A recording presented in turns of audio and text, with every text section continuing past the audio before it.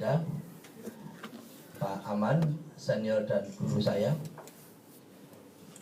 Kenapa Pak Aman masih nampak muda?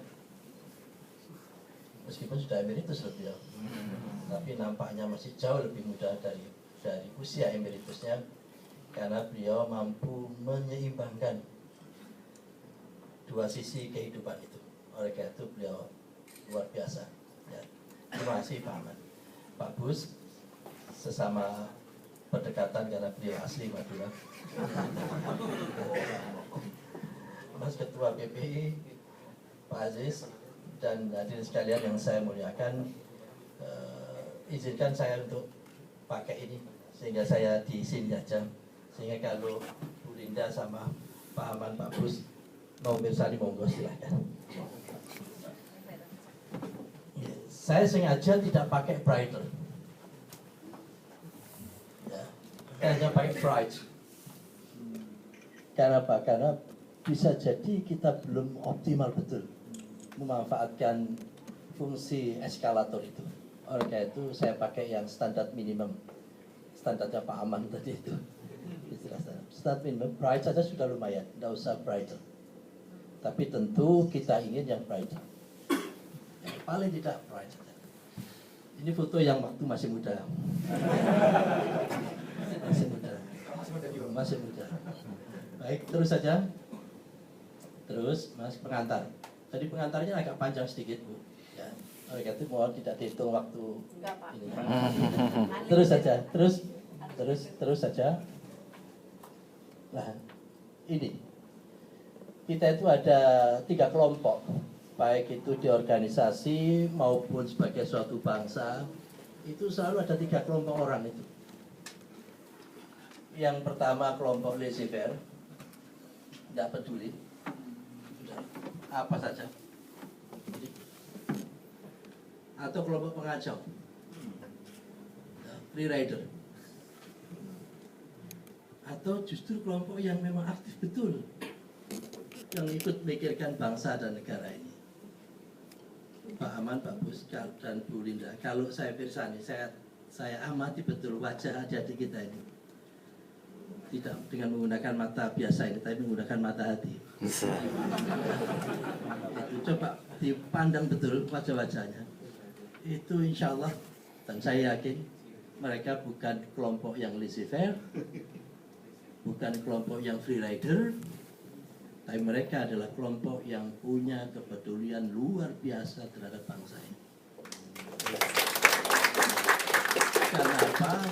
Karena kalau kita lihat lagi dengan mata hati sekali lagi, itu wajah-wajah ini wajah-wajah pemimpin masa depan. Coba lihat wajah-wajahnya. Kelihatan sekali. Sehingga nanti kalau adik-adik atau mas-mas atau mbak-mbak itu pulang, terus ada kaca besar gitu ya, ada kaca besar. Coba ngaca di situ, pandang betul. Yang pertama, sama enggak yang di balik kaca dengan yang wajah kita? Pasti sama. Pasti sama. Yang kedua, coba pandang betul dan ajak dialog. Ini yang di kaca itu, mirror, sama yang ajak dialog. Kalau adik-adik sekalian, mas-mas dan mbak-mbak bilang, saya bisa dan saya insya Allah bisa, di balik kaca itu pun juga akan bilang. Artinya apa? Artinya bahwa masa depan kita itu hakikatnya kita sendirilah yang menentukan.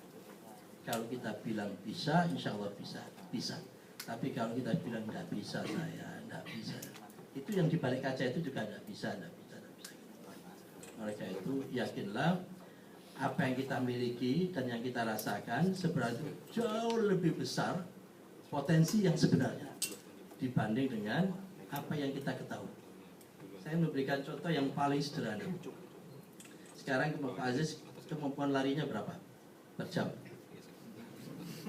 Lari, taruhlah 5 km per jam, taruhlah begitu ya, 5 km per jam. Atau saya tidak pakai jam, pakai menit aja, taruhlah 100 meter per menit atau 200 meter per menit. Dan memang biasanya setiap hari kemampuannya 200 meter per menit. Jangan punya keyakinan bahwa kemampuan kita realnya 200 meter per menit. Tapi bisa melebihi dari itu. Contohnya apa? Pada saat kita lari pagi, yang biasanya 200 meter per menit itu, di belakang ada header yang dilepas. Kita bisa lari 400 meter per menit. Karena kita tahu kecepatan herdernya itu 400 meter per menit. Kalau enggak, kentol kita hilang. Artinya apa? Artinya sebenarnya Allah itu memberikan karunia potensi yang jauh lebih besar dibanding dengan yang kita ketahui, yang kita rasakan. Nah, manfaatkan, explore potensi. Masih banyak stok energi yang luar biasa yang kita miliki. Terus saja. Terus Mas sampai kita. Ada jurusan biologi atau yang pernah kuliah atau ikut mata pelajaran biologi? Atau ikut aja. Jadi coba pelajari bagaimana proses kejadian manusia. Ada miliaran sperma. Hanya satu sperma saja yang bisa masuk dalam sel telur. Dan itulah jadinya kita semua ini. Jadi kita semua ini telah mengalahkan, mematikan miliaran saudara-saudara kita yang tidak sempat jadi manusia. Dan artinya apa? Artinya ada kompetisi yang sangat tinggi pada saat proses kejadian manusia itu, dan ada kerjasama yang luar biasa juga pada saat proses kejadian manusia itu. Kerjasama antara sel telur dan sperma, dan kompetisi di antara sperma itu. Oleh karena itu jarang sekali kompetisi itu yang tidak sejenis. Dokter tidak akan kompetisi dengan tukang becak, tidak akan. Wah enak ya dokter itu ya, tidak ada. Dokter biasanya kompetisinya dengan dokter yang sejenis biasanya. Seperti proses kejadian ini. Saya ingin menyampaikan ini, kalau proses kejadiannya aja itu luar biasa kompetisinya untuk menjadi manusia, maka jangan sampai setelah jadi manusia tidak berani berkompetisi. Jangan sampai. Mendingan saudara kita yang tidak jadi aja, kamu aja yang jadi manusia, daripada kita yang sudah jadi tidak bisa atau tidak mau kompetisi. Hidup itu ada dua sisi itu, sisi kompetisi dan sisi kerjasama. In between inilah kehidupan itu, antara kompetisi dan kerjasama.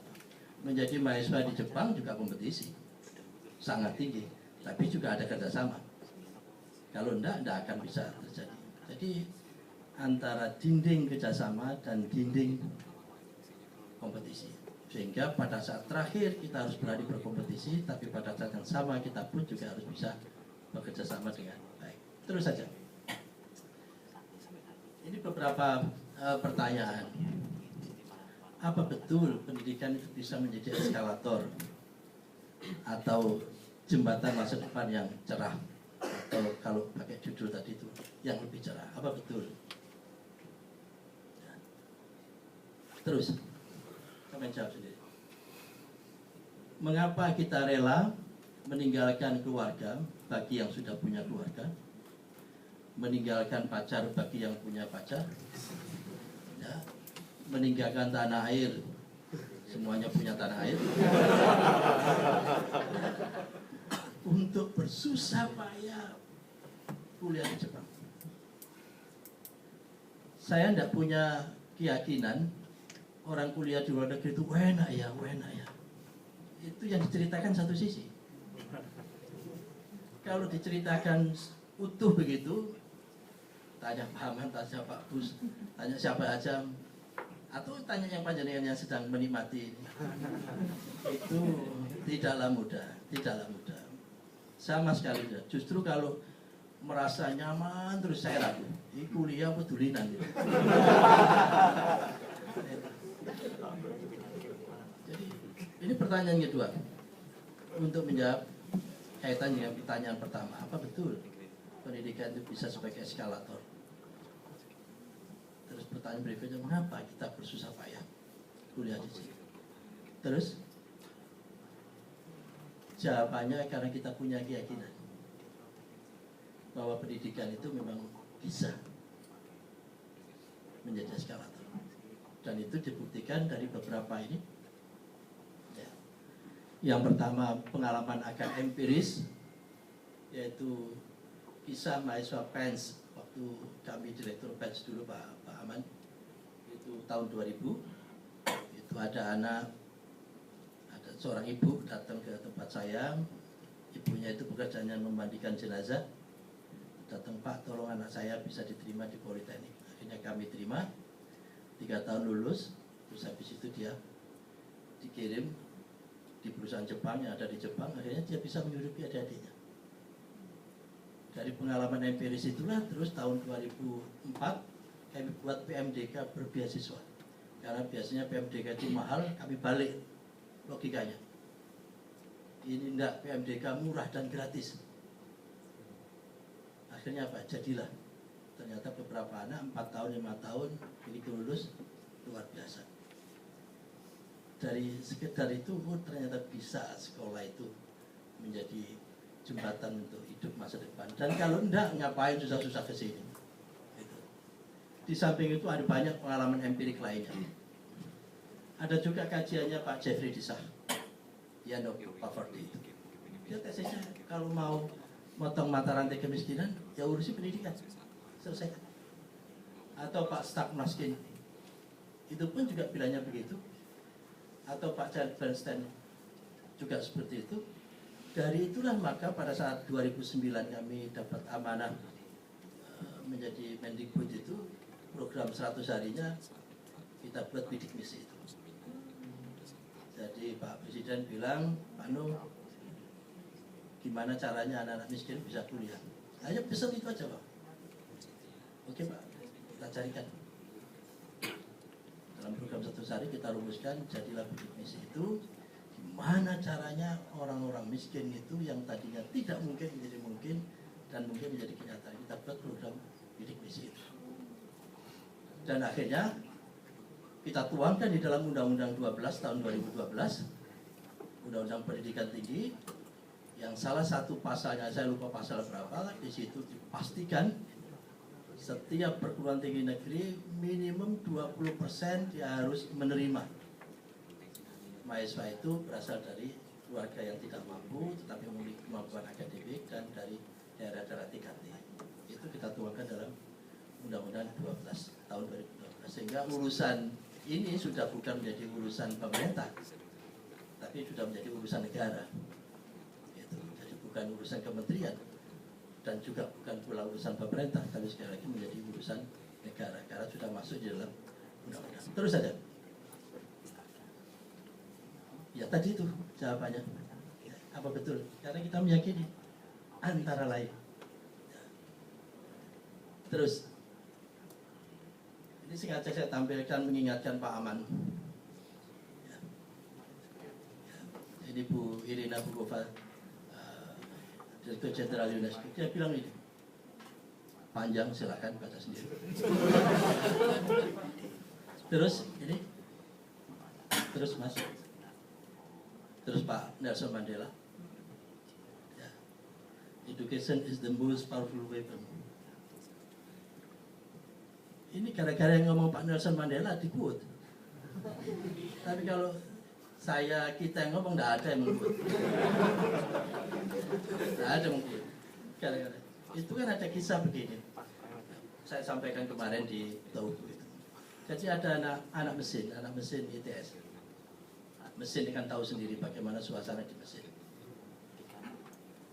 Yang maskulanya lebih dominan dibanding suasana feminanya. Sehingga suatu saat dia itu putus cinta. Si maskula ini. Putus cinta, dia membuat puisi. Pokoknya rasa keputus cintaannya itu dituangkan dalam puisi. Berhari-hari dia membuat puisi itu. Besok paginya sebelum kuliah tunjukkan pada kawannya. Ini puisi yang saya buat berhari-hari. Gimana komentar? Puisi apa itu? Puisi kok tidak jelas alirannya. Terus pulang lagi malam-malam, yang nama di bawahnya itu, namanya dia itu diganti dengan nama W.S. Rendra. Terus ditunjukin pada kawan yang kemarin. Ini puisinya W.S. Rendra yang terakhir. Kamu dapat dari mana ini? Bagus ya. Terus akhirnya dia bilang begini, nah itu sebenarnya puisi saya yang kemarin, cuma namanya aja saya ganti. Apa komentarnya? Makanya kok dialainya 2 kok anda cocok saya. Jadi pesan dari cerita guyonan itu, carilah otoritas. Kalau seseorang itu sudah punya otoritas keilmuan, otoritas apa saja yang menyebabkan dia itu secara publik diakui memiliki otoritas, maka nanti dia itu punya fungsi seperti toa yang tadi yang sampaikan. Toa itu kan kalau di Indonesia kan yang terkenal kan toa itu apa? Speaker, amplifikator, pengeras. Tidak ada toa, tidak kedengaran. Yang dengar ya di sini aja. Gitu. Nah, kalau punya otoritas, insya Allah nanti akan punya fungsi amplifikasinya akan lebih besar. Jadi mumpung masih muda sekarang, carilah, kumpulkan fungsi-fungsi otoriti itu. Terus saja. Ini ya, ada 3 pilihan. Yang satu pilihan tidak saya tampilkan, yaitu pilihan yang merangkak. Sampai mau pakai anak tangga, rem ini, atau pakai lift. Pilih yang mana? Semuanya pilih yang ini. Karena apa? Hemat energi dan cepat. Apakah salah? Tidak. Sepanjang ini tersedia, maka manfaatkan ini. Tetapi kalau ini tidak ada, maka bersedialah untuk ini. Itu. Jadi sepanjang ini ada, ya, manfaatkan. Tapi kalau tidak ada, tangga pun juga tidak apa-apa. Kalau ada yang memberi beasiswa, manfaatkan. Kalau tidak ada, bayar sendiri pun juga tidak apa-apa. Ya, kerja keras ini. Setiap lantai dia harus berhenti dulu untuk narik nafas. Setiap semester istirahat dulu, kerja lagi semester depan terus begitu. Tidak apa-apa. Demi apa? Demi dipuja. Dan betapa banyak orang yang kuliah itu terengah-engah untuk menyelesaikan karena ada keterbatasan biaya dan seterusnya. Tapi pada akhirnya setelah dia bisa selesai, dia menjadi pemimpin yang tangguh. Dan adik-adik sekalian rasanya punya itu. Wajahnya kelihatan. Kalau toh tidak jadi, siapa tahu sih nanti ini jadi presiden, tidak ada yang tahu. Kalau ada yang tahu bahwa si A ini akan jadi presiden, diambil menantu Pak Ahmad. Presiden harus perempuan, Pak. Presiden harus perempuan. Harus perempuan. Iya, karena saya laki. Oke, kalau tidak jadi presiden, jadi istrinya presiden juga tidak apa-apa. Jadi menteri, kalau tidak ya jadi istrinya menteri, sama aja. Terus ini. Jadi karikaturnya juga menggambarkan sudah percayalah edukasi itu, pendidikan itu menjadi pemungkin.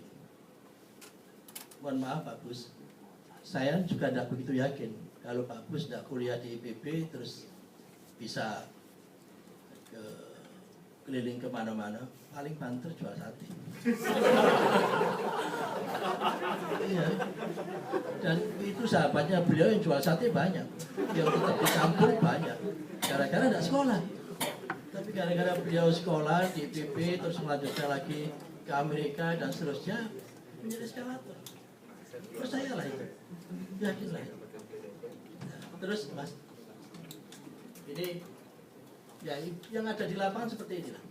Ada orang yang lancar, ya, ada orang yang setiap tangganya itu patah. Sorone urip itu kan begitu. Ada yang lancar-lancar aja. Ya. Terus ini yang orang yang sama sekali tidak bertanggung jawab. Dia bisa naik, habis itu digeraji. Yang lain tidak bisa ngikutin. Dia lupa bahwa dia hidup itu perlu regenerasi. Orang itu tidak boleh ada yang potong kayak begini. Inilah orang-orang yang kalau bahasa Surabaya orang yang kurang ajar itu. Ya, jadi termasuk saya sempat ditanya, apa itu nasionalisme? Karena waktu itu di Kongres Diaspora di San Francisco, karena banyak orang punya pendapat bahwa orang Indonesia yang di luar negeri itu tidak punya nasionalisme. Saya bilang enggak. Nasionalisme tidak ditentukan oleh lokus. Ya, lokus tidak selamanya menentukan nasionalisme. Meskipun dia tinggalnya di dekat daerah Monas, center Jakarta, tetapi kalau dia itu tidak mampu memberikan kontribusi terhadap bangsa negara dan justru ngeruk saja kekayaan negara, maka dia tidak punya nasionalisme. Meskipun dia tinggalnya di sekitar Monas. Tetapi meskipun dia itu berada di luar negeri, jauh atau di mana gitu, tapi kalau dia punya kontribusi terhadap bangsa negara, dia punya nasionalisme. Jadi nasionalisme itu bukan fungsi lokus, tetapi fungsi kontribusi positif yang dia berikan. Terus jangan biarkan ini tertarik-tarik kasihan. Terus saja. Terus. Nah ini. Jadi Pak Aman tadi sudah menyampaikan bersyukur betul kita itu. Karena apa? Karena dari 100% lulusan SD itu yang bisa melanjutkan ke SMP itu hanya 97%. Berarti ada 3% yang tidak melanjutkan. Jangan dilihat 3%-nya loh ya. 3% kali juta loh ini. Penduduk kita yang SD itu banyak sekali. Nah, kayak hitung itu. Dari 97% yang masuk di SMP itu, ya, yang kalau dia nanti lulus, tidak semuanya melanjutkan ke SMA. Ada 2% yang drop. Anak-anak 100% yang lulusan SMA, yang hanya 75% dari SMP tadi itu, yang melanjutkan ke perguruan tinggi hanya 30. Oleh karena itu angka partisipasi kasar kita tahun 2014 kemarin, 2013-2014, anak-anak Indonesia yang usianya 19 sampai 23 tahun yang bisa kuliah hanya 30%. Yang 70% gak esok sekolah, besok kuliah. Jadi 100 anak Indonesia usia 19 sampai 23, yang 30 bisa melanjutkan, yang 70 tidak bisa melanjutkan. Bersyukur. Dan apalagi melanjutkan ke S2, S3, lebih kecil lagi. Apalagi di luar negeri seperti Jepang, wah jauh lebih kecil lagi. Apalagi dapat beasiswa, wah jauh lebih kecil lagi. Dapat batu pulang, dapat. Entah beasiswa dari LPDP atau beasiswa dari pemerintah Jepang atau beasiswa dari orang tua atau mertua. Tidak penting, yang penting bisa melanjutkan. Terus saja. Nah, ini yang kami dengan Pak Aman sering berbagi persoalan ini. Jadi kita itu harus punya optimisme yang luar biasa terhadap bangsa ini. Percayalah, Indonesia itu bukan bangsa ecek-ecek, bukan bangsa besar. Mulai dari sisi sejarahnya, kalau sampai pelajari sejarah Sriwijaya, sejarah Majapahit, Sriwijaya itu sama dengan ASEAN.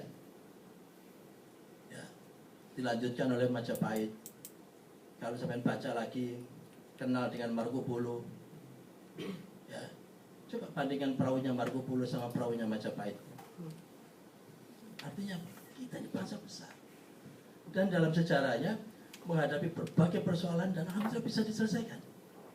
Mulai 45 dijajah bisa lulus. Habis itu kena PKI bisa lulus. 98 yang luar biasa kayak begitu bisa lulus. Sehingga kita tahun 98 itu banyak analis, beliau paham betul lah, bagus, yang mengatakan Indonesia tidak lama lagi akan menjadi negara Balkan, negara gagal. Tapi apa? Semuanya bisa dipatahkan. Tidak. 10 tahun berikutnya, 2008, Indonesia masuk G20. Orang tidak percaya. Oleh karena itu kita punya impian dan memang insya Allah kejadian. Tahun 2045,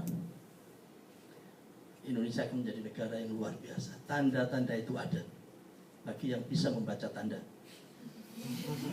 Kalau orang yang tidak bisa membaca tanda, apa sih Indonesia ini? Dan jadi populasi usia produktif kita ini jumlahnya luar biasa dan kejadiannya 2005 sampai 2035. Sehingga kalau kita sering melakukan kontemplasi, ya Tuhan, kenapa sih Engkau berikan populasi produktif Indonesia itu kok adanya 2005 sampai 2035? Kok tidak sebelum-sebelumnya atau kok tidak nanti-nanti? Jawaban Tuhan kira-kira begini. Saya belum dapat konfirmasi, tapi saya coba melakukan kontemplasi gitu, saya coba renung gitu, apa ya karpe pangeran ini gitu ya. Saya pikir, oh kira-kira begini jawabannya Tuhan itu. Wahai bangsa Indonesia, waktu kamu dulu merdeka, kamu nyebut-nyebut namaku ya, berkat rahmat Allah. Dan itu kamu tuangkan di dalam pembukaan Undang-Undang Dasar 45 yang tidak mungkin diubah dan tidak boleh diubah. Kalau di Undang-Undang Dasarnya boleh, pembukaannya tidak boleh. Artinya kamu tuliskan secara abadi sebagai negara dan bangsa. Kamu tuliskan, namaku ada di situ. Dan kamu akui bahwa kemerdekaanmu adalah berkat rahmatku.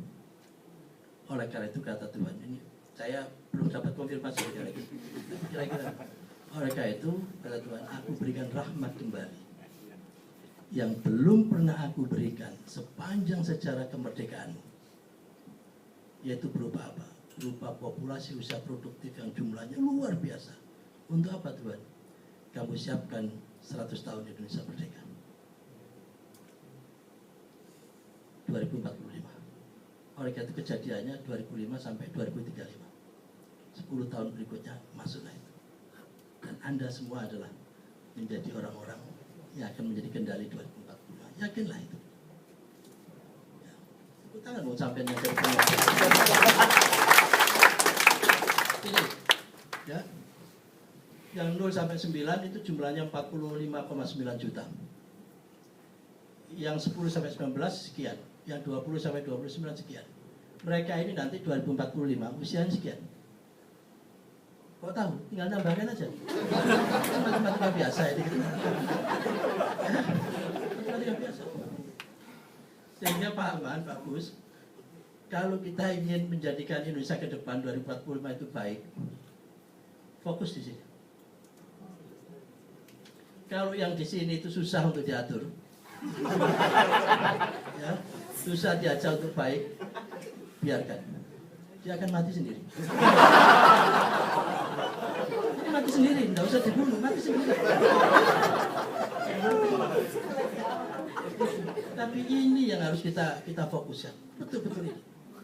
Dari situlah kenapa kita kemarin menyiapkan dengan segala plus minusnya, karena bagian dari ikhtiar. Kita buat gerakan paudisasi, PAUD, anak-anak PAUD harus kita genjreng. Kita buat standar sama Pak Aman dan seterusnya. Ada pendidikan dasar, menengah universal dan seterusnya. Yang PMU itu makna yang lain adalah wajib belajar 12 tahun. Itu sudah kita inisiasi dan seterusnya. K13 yang untuk mengintegrasikan antara kompetensi, sikap, pengetahuan dan keterampilan menjadi satu kesatuan itu. Itu semua adalah kita ingin masuk di sini. Jadi berbahagialah sampean yang ditakdirkan dilahirkan di zaman-zaman ini. Saya berani taruhan, Pak Aman, 2045 ini Indonesia menjadi negara yang luar biasa hebatnya atau tidak. Saya berani taruhan, saya memilih insya Allah Indonesia menjadi negara yang luar biasa. Kalau nanti kita sama-sama meninggal, kita buktikan di alam kubur kira-kira mana yang benar. Insya Allah saya yang benar. Artinya Indonesia akan menjadi negara yang luar biasa. Percayalah itu. Si McKinsey Global Institute sudah meramalkan, JP Morgan juga sudah meramalkan, banyak meramalkan. Indonesia luar biasa loh ya. Sepanjang tidak salah urus. Itu kata kuncinya itu. Kalau salah urus tidak jadi. Ya. Terus Mas, ini saya lompati aja, terus saja. Jadi sekalian, Mas-mas dan Bapak, meskipun kita hidupnya itu sekarang, tapi jangan lupa berusahalah untuk melihat masa depan dengan jernih. Jangan menjadi generasi yang miopik, yang agak jauh sedikit tidak bisa melihat, ragu jauh. Jangan. Tapi asah intelektualitas kita, asah hati kita, sehingga kita bisa melihat ke depan itu kayak apa. Belajarlah begitu. Meskipun kita hidup di sekarang ini. Orang hidupnya kan cuma variabelnya 3 aja. Masa lalu, masa kini, dan ke depan.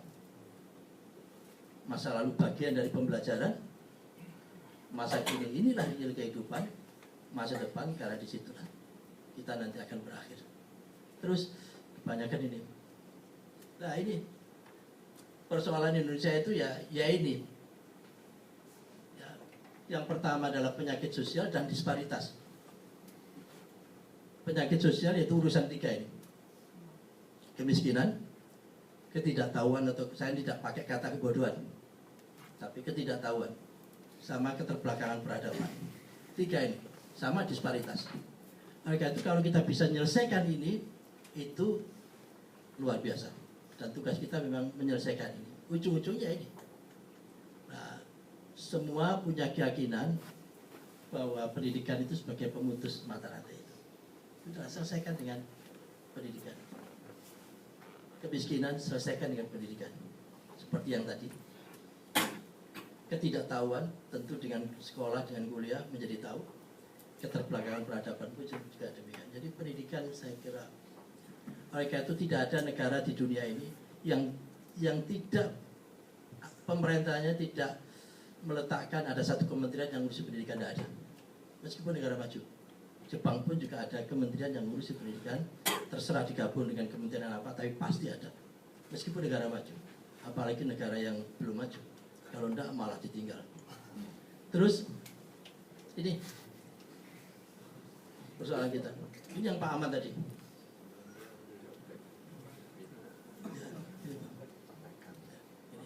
Kecil-kecil sudah kayak gini, agak besar sedikit kayak gini, agak tua sedikit kayak begini. Kalau kuliah, kalau sekolah kayak begini. Tapi sekolah kayak gini kayaknya bukan di madrasah ini, tidak ada.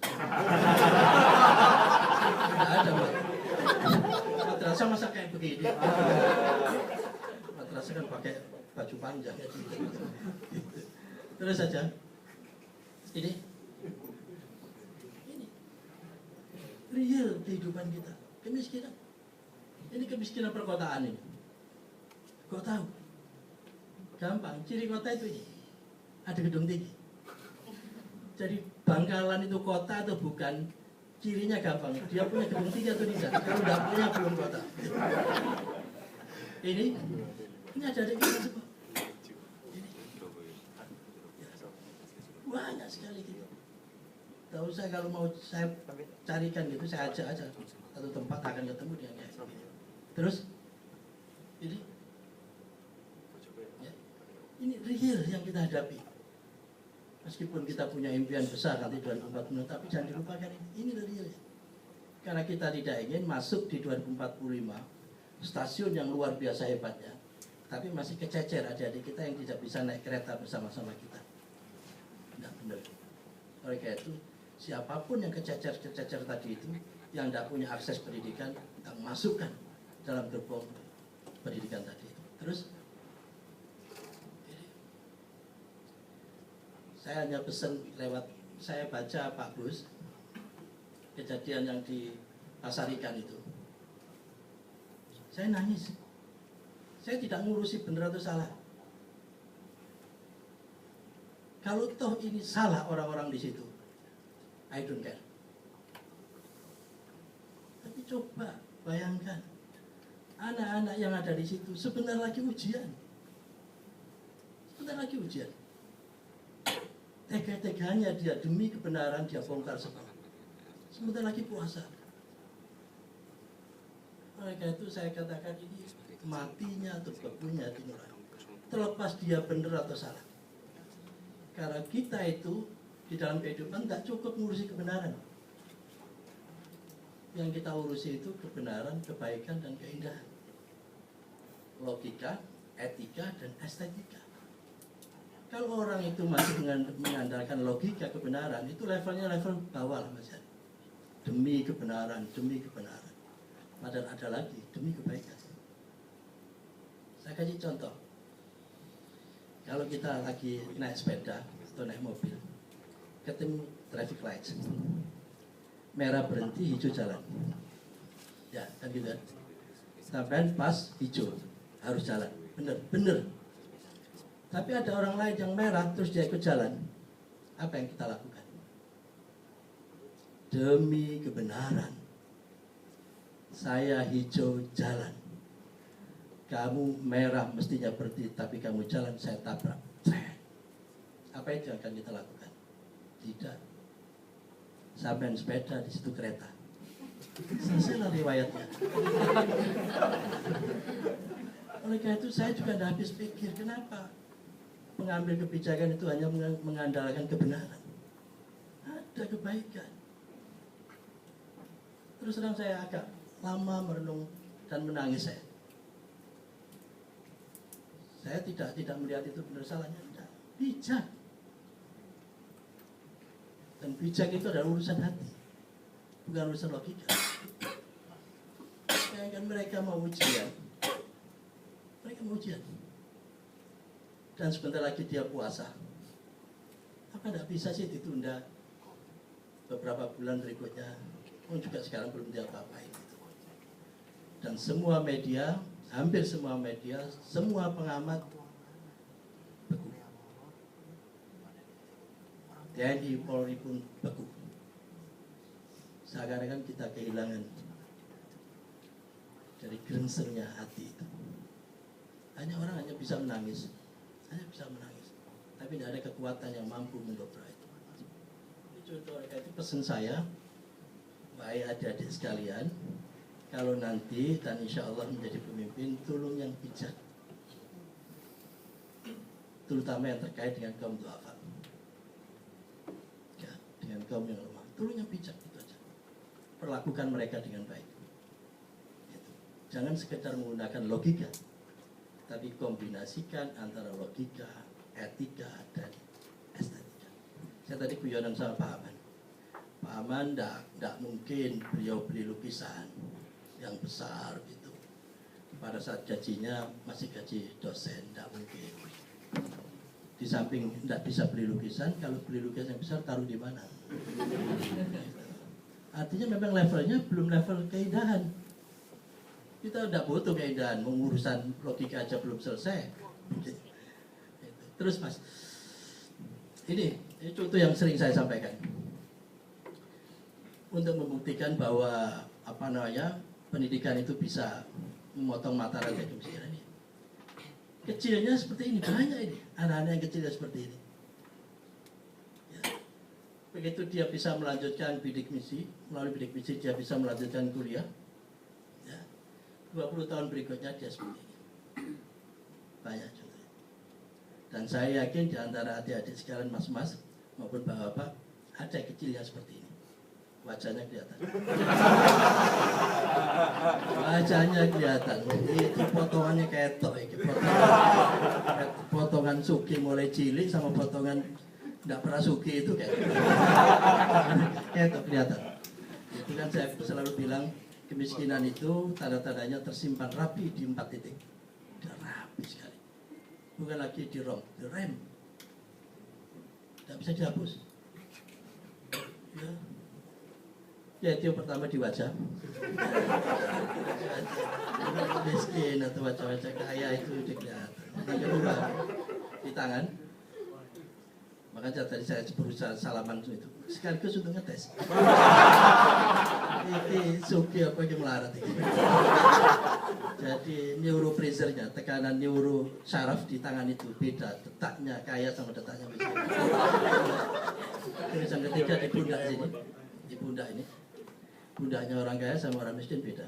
Pundaknya orang miskin itu agak keras sedikit. Karena sering dipakai angkut-angkut. Terus yang terakhir yaitu di betis. Betis. Kalau orang kaya dia pakai fun bike. Itu kan sebenarnya kalau orang miskin becak kan.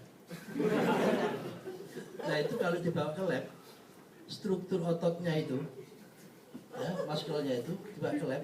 Kalau yang becak itu siksak begini. Kalau yang orang kaya itu lurus, rapi. Coba dicek nanti.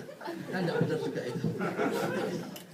Terus ini Ini saya kisah anak-anak bidik misi. Saya tidak tahu ada nggak anak bidik misi di sini. Ada. Loh, sampai dia. Tidak apa-apa. Ini dia nikahnya seperti ini waktu bidik misi. Tapi 20 tahun berikutnya lagi dia sudah seperti ini. Karena dia mengalami transformasi sosial. Bisa itu. Kata sang suami, calon suami, memang iya saya miskin, saya tahu. Dan saya pun juga tahu calon istri saya miskin, saya tahu. Tetapi demi kemurnian cinta sejatiku, kemiskinan aku abaikan. Karena semata-mata demi cinta itu. Kalau cinta pakai hitung-hitungan kaya miskin, oh berarti bukan cinta sejati itu. Cinta sejati tidak melihat kaya miskin. Akhirnya makanlah cinta itu. Terus ini yang tidak mengalami proses transformasi. Ya, terus saja. Jadi gini rumusnya itu. Biasanya orang miskin itu kawin dengan miskin. Dan itu nanti akan menjadi lebih miskin. Terus begitu. Sepanjang tidak mengalami transformasi sosial. Kalau dia mengalami transformasi sosial, dia nanti akan masuk di kelas ini. Yang kaya akan menjadi kaya. Dan kawin dengan orang kaya, maka menjadi lebih kaya lagi. Itu urusannya orang kaya itu. Tidak apa-apa kita di sini, tapi segera masuk dalam proses ini, sehingga nanti pindah ke sini. Itu, tidak apa-apa. Terus, ini mungkin tahu si Raini kan. Ini. Dia pakai kopiah haji ini bukan sudah pernah haji, dia hanya pinjam kopiahnya siapa pakai itu aja. Ya. Terus, ini waktu diterima Pak Presiden, terus sekarang dia sedang kuliah di Inggris. Bisa. Jadi tugas kita itu menjadi pemungkin yang tadinya tidak mungkin, menjadi mungkin, yang mungkin menjadi kenyataan. Itu rumusannya. Ya. Terus, ini si Devi, IP-nya 399. Salah apa dia? 399. Kurang apa dia? Salah tulis saja, Pak. Kok tidak 4 sekalian, kurang 0,01. Ya, sudahlah, silakan itu urusannya dia. Satu SKS C. Ya. Ini terus, Satu SKS. ini rumahnya. Ya.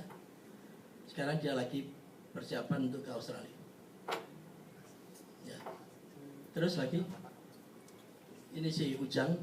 Kemarin saya ketemu kawannya Ujang di Tauku. Dia lulusan ITB terbaik tahun 2015 di anak bidik misi. Ya. Terus dia dapat kesempatan di Groningen. Mana si Ujang? Ini.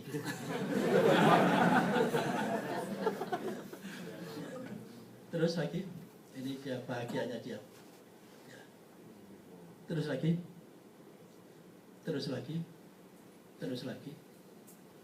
Jadi rumus yang simpel, kalau mau sukses dan kita akan sukses semua. Sudah, belajar mikir, punya ide, coba, kerjakan, insya Allah itu akan plus doa. Ya, itu insya Allah kita akan bisa mengantarkan kesuksesan. Terus lagi, ini yang rentetannya kemarin, yang tadi itu beberapa slide itu. Begini, tidak semua orang punya empati terhadap orang miskin. Tidak ada jaminan. Tidak ada jaminan. Sehingga kalau adik-adik sekalian kepingin punya rasa empati, maka sering-seringlah berdoa. Ini doa yang sering saya baca kalau malam-malam. Itu antara ya Allah, karuniakanlah kepada kami ya Allah rasa cinta untuk mencintai orang-orang miskin. Jadi untuk mencintai orang miskin itu pertolongan tersendiri, indah betul. Dan karuniakanlah kepada kami ya Allah kemampuan untuk membantu mereka, untuk mengangkat harkat dan martabatnya. Itu indah. Menurut saya sih menarik saya. Dan ini yang sering saya lakukan. Ya. Terus, nah gimana Indonesia? Ini sekilas saja. Ya. Jadi ini saya baca terakhir yang Human Capital Report. Ya, terus saja. 2015. Jadi Human Capital Report, Human Capital itu ada hubungannya dengan pendapatan per kapita ini. Pendapatan per kapita dan ini Human Capital Index ya. Ini Indonesia di sini. Kalau sampai belajar statistik pasti ada koefisien korelasinya ini. Ya, pasti itu. Terus ini antara Global Competitive Index dengan Human Capital Index ada hubungannya. Ya, linear hubungannya, ada koefisien korelasinya ada. Terus ini antara Human Development Index yang HDI pembangunan manusia itu dengan Human Capital Index ada juga hubungannya. Artinya apa? Artinya human capital ini lebih komplit, bisa dipakai untuk melihat juga competitiveness, bisa juga human development atau pendapatan per kapita. Ya, karena apa yang diukur di sini lebih komplit memang human capital. Kalau di Human Development Index itu hanya akses kalau sekolah atau pendidikan. Kalau di sini sudah masuk quality. Nah, terus ini kesimpulannya terus saja. Nah, ini yang modal yang luar biasa. Kita harus optimis betul melihat Indonesia ke depan. Ternyata apa? Untuk anak-anak yang di bawah 15 tahun, anak kecil-kecil, itu human capitalnya tinggi sekali di sini. Di sini 80, di sini kira-kira 86, 87 kira-kira di sini. Kita berjajar dengan yang lain-lain. Ini sudah di atas rata-rata. Artinya apa? Anak-anak muda kita, yang adik-adik kita ini, itu potensinya luar biasa. Nilainya sekian. Ya, dan kita lihat berikutnya lagi, Mas. Tapi kalau sudah kita geser usianya, 15 sampai 24 mulai mudun sudah. Tadi kan di sini kan 80, sekarang sudah di sini 70-an berapa atau 69 berapa gitu ini. Kita di sini. Sudah di bawah rata-rata dunia. Terus kalau dinaikkan lagi usia 25-54, ya kita di sini. Coba kembali ke yang awal lagi, Mas. Yang satu lagi. Nah ini population growth ya, population share-nya. Jadi sharing populasinya tinggi sekali nih, 28%. Jadi ada 28% anak-anak yang di bawah 15 tahun yang indeks human capitalnya itu sangat bagus. Ini modal yang luar biasa. Terus ini yang 25-54, saya tak minum sebentar. Bu Lida sampai jam berapa saya diizinkan? Bagus. Hah? Unlimited, oh janganlah.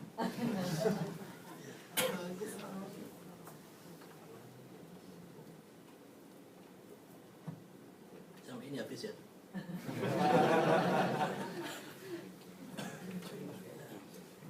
Terus 25-54 sini, terus lagi 55-64, turun lagi, terus lagi di atas 65, turun lagi. Nah di sinilah negara-negara maju itu, meskipun dia usianya sudah di atas 65, tapi indeks human capitalnya tinggi dia di sini. Nah kita ini tambah tua tambah tidak begitu bagus. Tidak apa-apa. Memang keadaannya begitu, mau diapain. Yang penting kita punya stok anak mudanya bagus itu. Sehingga mudah-mudahan tidak salah urus. Nah itulah modal kita, kenapa kita berani. Insya Allah 2045 nanti luar biasa Indonesia, karena kita punya stok yang tadi itu. Meskipun ayah kita tidak begitu bagus, tidak apa-apa. Mau diapain? Mau kita delete, bukan ayah saya. Ya tidak apa-apa, kita hormati. Terus kalau kita lihat dari skill employment, ini yang high skill, kita itu kurang dari 10%. Untuk memanasi aja Malaysia sudah di atas 20% high skill. Sehingga mau tidak mau orang-orang seperti panjenengan ini kita perbanyak. Kita punya orang pintar, iya, cuman satu aja, apa? Kurang banyak. Itu aja. Kita punya rumah, iya, cuman satu aja, kurang banyak.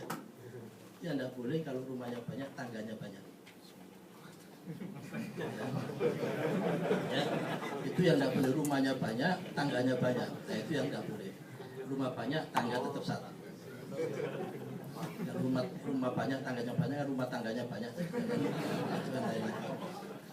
Terus Ini kalau negara-negara Eropa dan seterusnya, dia sudah di atas 20-an%.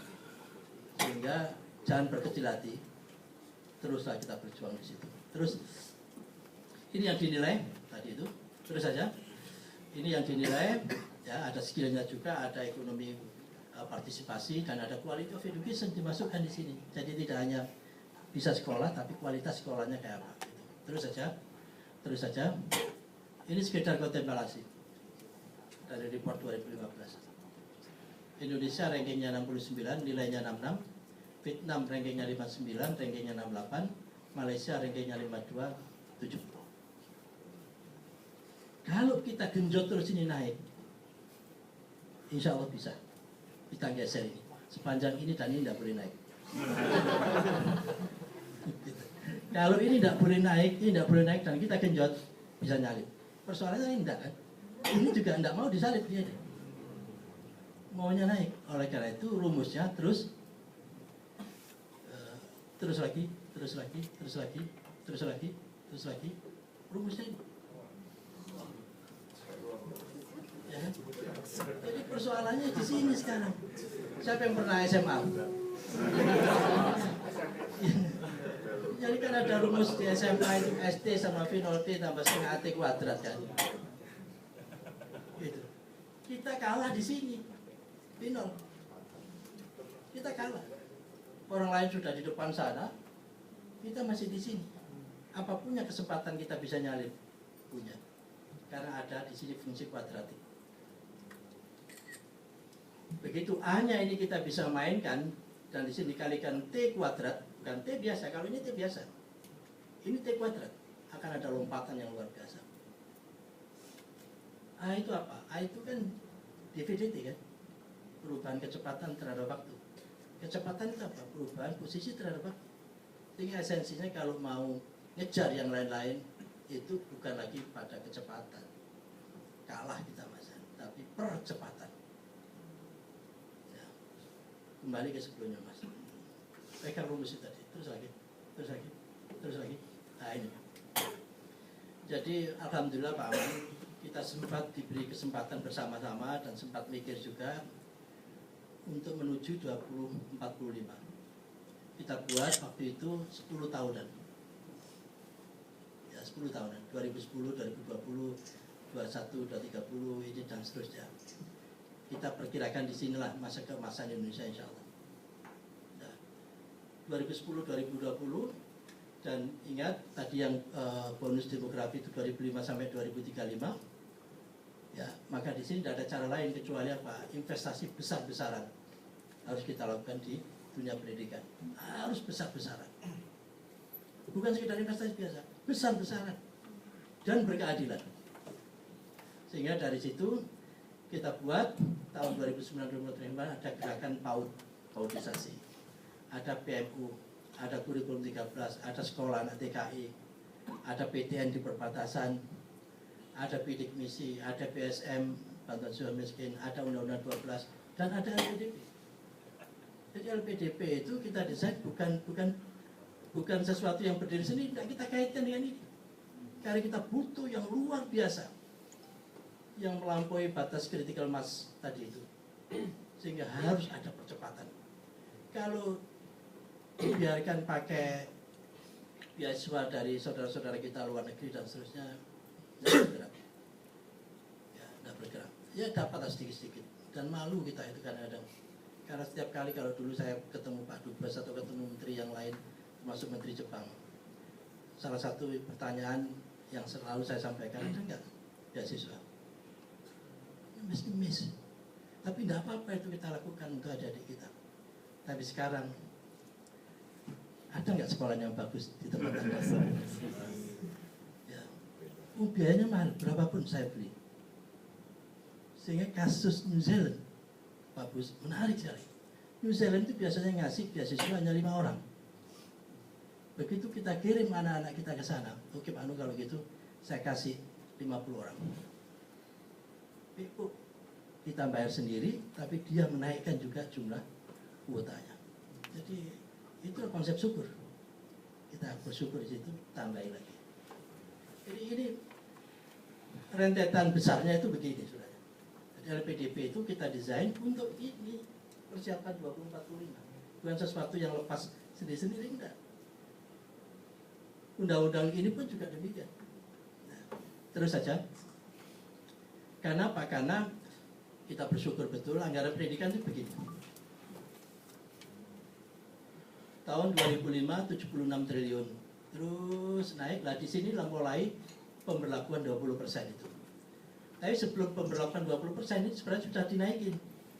Tapi pas di sini puncaknya. Oleh karena itu ini akhirnya sekarang itu sudah 368 triliun. Waktu itulah saya sama Bu Ani, Bu Sri Mulyani, Pak Num, ini anggaran ini kalau dia bisa habisin setiap tahun habis, kasihan anak-anak kita ke depan. Maka itu gimana kalau kita sama-sama mikir membuat anggaran lintas generasi. Kita menghadap Pak Presiden, beliau oke setuju. Agar setiap tahun kita sisihkan di APBN itu 5 triliun, 4 triliun, dan seterusnya. Dan itu debat betul dengan DPR. Itu sampai mengatakan DPR-nya itu ini kita itu masih punya sekolah yang masih seperti kandang ayam, kok malah kita nabung untuk ini, untuk apa? Pakai aja dulu untuk beresin sekolah kandang ayam itu. Saya bilang enggak. Orang tua saya dulu ngajarin, mbak saya itu, kalau toh kamu punya gaji berapapun gajinya, sisihkan sebagian berapapun untuk kamu tabung. Akhirnya kita sisihkan. Terus akhirnya di 2011-2015 terkumpulan 16 triliun. Ya. Karena Kementerian Dikbud tidak ingin kasus DAU, Dana Abadi Umat, yang di Kemenang dulu sempat ramai dan sebagainya. Nah, Kemdikbud tidak mau mengelola uang itu.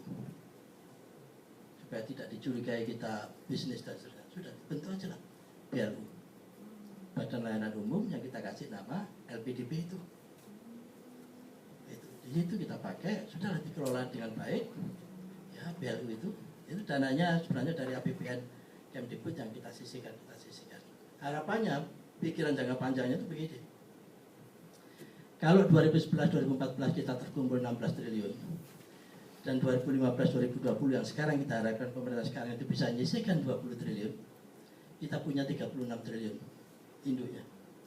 Dan pemerintah berikutnya lagi 30 triliun, pemerintah berikutnya lagi 35, kita punya 100 triliun. Kalau kita punya 100 triliun untuk dana pendidikan, alhamdulillah, luar biasa. Dan ini tidak sampai 2% sebenarnya dari anggaran fungsi pendidikan. Tidak ngambil yang lain kok, hanya ngambil fungsi pendidikan aja. Sisihkan aja 1% aja. Kalau tadi itu 368, 1%-nya kan sudah berapa? 3,6. Setiap tahun 3,6, setiap tahun 3,6, 5 tahun sudah ketemu 20. Padahal daya serap anggaran tidak pernah 100%. Tidak ada ceritanya anggaran kementerian daya serapnya 100%. Adikbud pun juga tidak akan 100%. Malah kalau 100% diragukan. Kok bisa habis persis gini, gimana ceritanya? Mesti disisa-sisa sedikit. Bisa 96, 95 sudah bagus. Daripada ada 5%, 4% tersisa, ambil di depan, jadikan tabungan. Nah, itu. Dan inilah. Dan alhamdulillah sampai 2016 kemarin bagus, sudah 11.000 anak-anak yang dapat LPDP. Terus saja. Ini desain awalnya. Ya, desain awalnya ini. Memang kita desain khusus untuk beasiswa yang relatif fleksibel. Ya. Terus saja. Ini percepatan sudah. Yang tadi saya katakan 30%, APK itu kita rubah. Skenario-nya harus kita buat kenaikannya. Perubahan skenario. Kalau enggak, kalau kita pakai yang lama, sampai tahun 50 itu baru 53%. Kalau kita pakai yang kemarin terakhir itu sampai 75%. Padahal Korea sekarang sudah 90%. Sekarang sudah 90%. Terus ini jumlah dokter kita. Kalau kita ngikutin yang merah ini sampai tahun 30 baru 850 per juta penduduk dokter. Lihatnya ewon. Pak, enggak penting Pak, yang penting rajin. Kapan-kapan sama dokter kalah sampai. Ya, kalah. paling nggak kalah mikir. Terus yang master, jadi persoalannya adalah persoalan percepatan sekarang, bukan hanya kemajuan, percepatan. Temanya harus kita ganti. Terus, nah ke depan saya ingin nambahkan ini. Jadi pendidikan kita harus ke depan itu berorientasi masa depan. Karena apa, anak-anak kita itu berbeda dengan yang sekarang, zamannya akan berubah. Terus, nah ini sudah mulai pesan ini. Saya mohon maaf Pak Gus, minta waktunya Pak Gus sebentar. Ini pesan saya. Kalau mau sukses zaman sekarang, ikuti 3 itu. 3 hukum. Hukumnya Pak Mur, hukumnya Pak McCalvey, sama hukumnya Pak Kuasa. Ya, kalau orang IT tahu lah. Kalau enggak IT juga harus tahu. Karena rumusnya simpel. Kalau mau sukses di suatu zaman, ikuti karakteristik zaman itu. Artinya kita harus adaptif terhadap perubahan zaman. Itu rumusnya. Nah, di zaman informasi ini, era informasi ini, 3 hukum ini yang berlaku. Hukumnya Pak Mur, sama hukumnya Pak McCalvey, sama hukumnya Pak Kuasa. Hukum-hukum Archimedes ya tetap berlaku, tapi dia di fondasi aja. Terus, ini Pak Mur. Orang elektro harus tahu Pak Mur. Kalau elektro tidak tahu Pak Mur, saya ragukan ke elektroannya. Ya. Dia bilang Pak Mur itu, dia bilang apa? Setiap 18 bulan kecepatan prosesor itu naik 2 kali lipat dengan harga yang sama. Apa pesan dari Pak Mur? Saya coba saya renungkan apa ya pesannya Pak Mur ini. Tapi ini sekali lagi Pak Mur tidak mengatakan seperti yang saya katakan, tapi saya mencoba menafsirkan. Katanya Pak Mur kira-kira begini. Kalau mau sukses di zaman sekarang, maka pegang teguh yang namanya kecepatan. Yang membedakan pelari A sama pelari B, kenapa A itu menjadi juara, pelari B tidak. Pelari A sudah datang, pelari B belum. Kan itu aja sebenarnya. Ya. Kenapa pelari A itu yang menang, pelari B kalah? Karena pelari A sudah nyampe, pelari B belum. Sudah itu aja. Apa yang membedakan? Kecepatan. Kecepatan. Pegang itu hukumnya Pak Mur. Dia kan co-foundernya si Intel, bukan Intelnya Pak Sutioso. Terus coba bandingin ini. 2005 besarannya sama ini, segini. 2014 besaran juga sama, sejari gini. Tapi ini masih pakai mega. Ini sudah giga. Dalam 10 tahun lompat dari mega ke giga. Kali berapa itu? Sampai hitung sendiri. Mega ke giga berapa kali? Ya. Terus yang kedua hukumnya Pak McCalvey. Pak McCalvey nulis rumus yang simpel. I sama dengan setengah kali N kuadrat kurang N. I-nya jaringan, N-nya node atau titik. Kalau ada titik, 2 titik A sama B, maka jaringannya ya A ke B. 2 kuadrat 4 kurangi 2, 2 kali setengah 1. A ke B aja. Kalau kita punya 3 titik, A ke B, B ke C, maka jaringannya A ke B, B ke C, C ke A. 3 kuadrat 9 kurangi 3, 6, 6 kali setengah 3. Kalau kita punya 4, A, B, C, D, A ke B, B ke C, C ke D, D ke A, sama diagonal 6.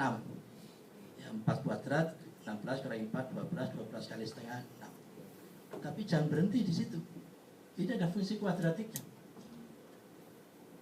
Begitu sampai naikkan lagi, tambahkan 6 titik lagi menjadi 10.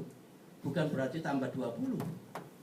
10 kuadrat 100 kurangi 10, 90 kali setengah 45. Jadi pesan dari Pak McCalvey ini kalau direnung-renungkan, saya ini Pak McCalvey tidak bilang seperti ini saya sendiri. Coba menerjemahkan rumus Pak McCalvey. Jadi perbanyaklah kawan dan sahabat, karena mereka semua akan menjadi bagian dari kesuksesan kita. Dan jangan sampai lawan atau musuh, karena mereka akan menjadi bagian dari kegagalan kita. Jadi banyak orang gagal gara-gara satu orang aja yang tidak suka sama kita. Tapi bisa juga kita itu sukses gara-gara satu orang itu pula, karena dia kawan kita.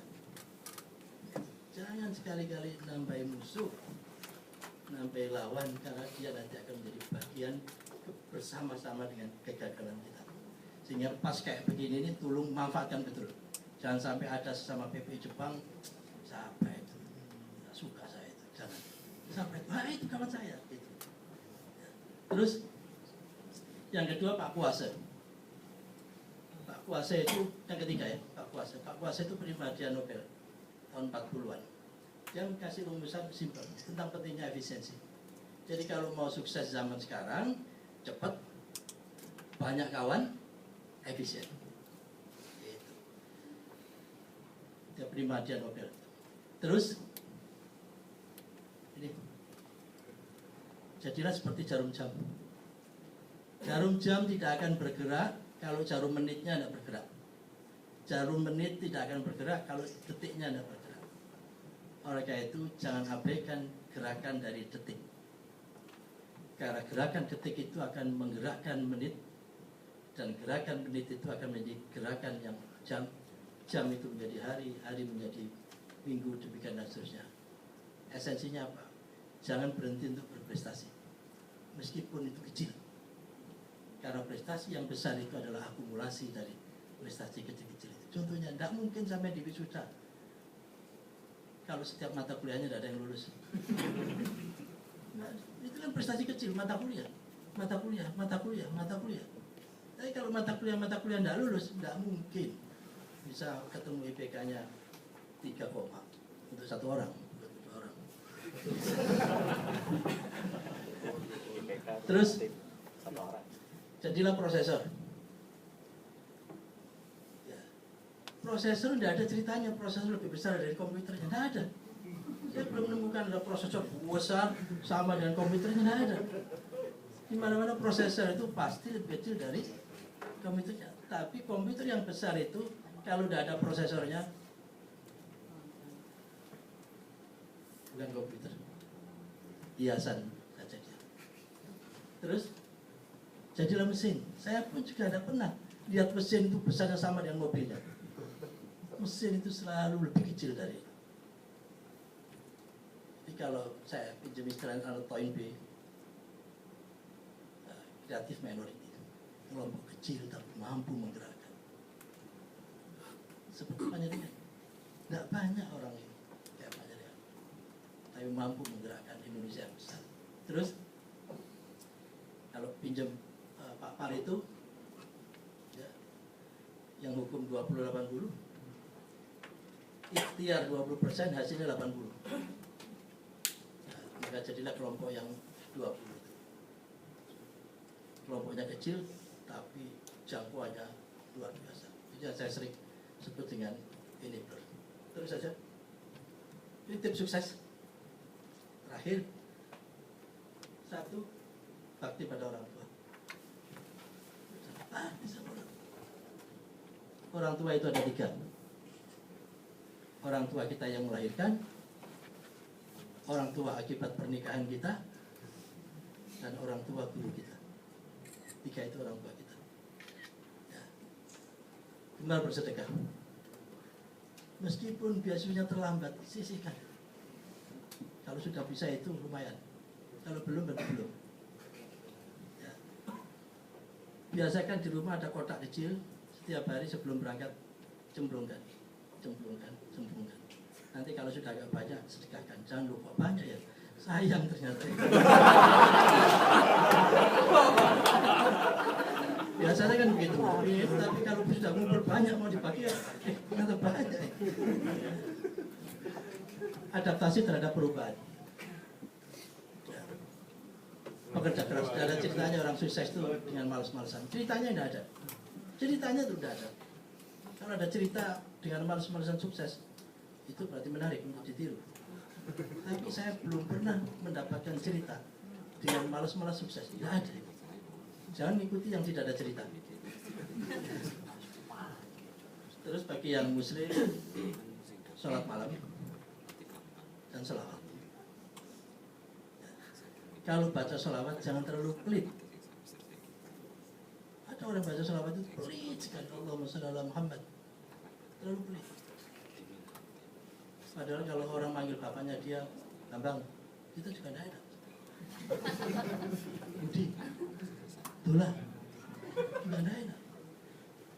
Tapi kan kita nyebutnya kan yang terhormat Pak Bambang, yang mulia Pak Dula, kan begitu kan. Oleh karena itu, apalagi ini Nabi. Jangan sekadar Allahumma sholli ala Muhammad. Ya bolehnya sih boleh, panggil Bambang juga boleh. Tapi kan rasanya enggak tega gitu. Tambahi Allahumma sholli ala Sayyidina wa Habibina wa Syafi'ina wa Maulana. Tambah lagi apa? Kalau misalnya pergi ke Malaysia yang itu kan ampun tuanku dan seterusnya yang maha itu orang biasa itu ya begitu. Nah, apalagi orang itu jangan terlalu pelit. Kalau membaca sholawat tambahi paling tidak tambahi Sayyidina wa Maulana dan seterusnya. Saya kira kok itu saja gitu. Karena sudah cukup banyak saya minta waktunya. Dulu katanya itu masih ada slide banyak karena saya nyiapin 80 sekian. Nanti silakan di-share. Saya penganut paham copyright, bukan copyright. Ya. Jadi apa yang saya miliki silakan di-share, diambil. Karena saya pun juga mengambil dari beberapa pikiran orang dan seterusnya. Oleh karena itu tidak logis, tidak masuk akal kalau saya mengambil banyak pikiran orang lain terus dari saya tidak boleh diambil. Tidak logis. Kayak semuanya pikir sendiri aja. Demikian sekali lagi. Assalamualaikum.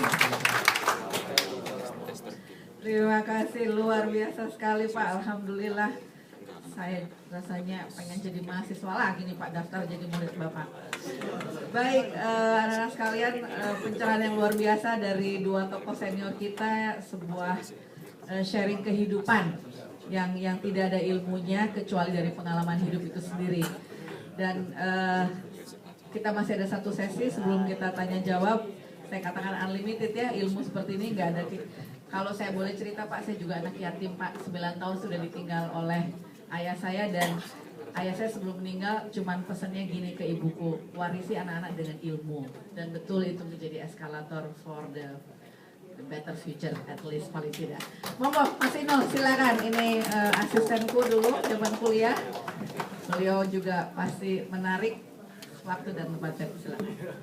Baik, terima kasih Bu Linda.